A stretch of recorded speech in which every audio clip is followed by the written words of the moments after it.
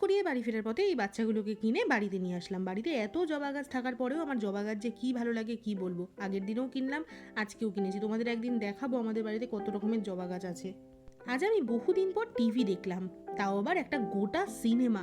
TV দেখতে একদমই ভালো লাগে না, সিরিয়াল তো আমি দেখিই না, শুধু ফোনে একটু সিনেমা দেখি ভালো লাগলে। কিন্তু আজ রিচার্জ করবো বলে টিভিটা চালিয়ে রেখেছিলাম, তারপর দেখি শুরু হলো বাঘা যতীন সিনেমা। দেশাত্মবোধক সিনেমা দেখতে আমার খুবই ভালো লাগে। গা শিউরে ওঠে যে ইংরেজরা কীভাবে অত্যাচার করেছে ভারতীয়দের ওপর, আর আমাদের দেশের বিপ্লবীরা আত্মবলিদানের মাধ্যমে স্বাধীনতা এনেছে। আজ আমরা স্বাধীন হয়েছি, স্বাধীন দেশে বাস করছি, ভালোভাবে বাঁচতে পারছি শুধুমাত্র তাদের জন্য। তাদের প্রতি আমার শত কোটি প্রণাম।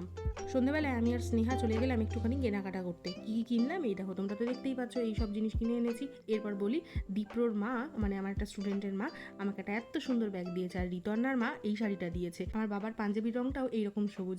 কেনার সময় ভেবেছিলাম আমিও একটা এরকম কালারের কিছু কিনবো, আর দেখো হয়েই গেল এরকম একটা শাড়ি।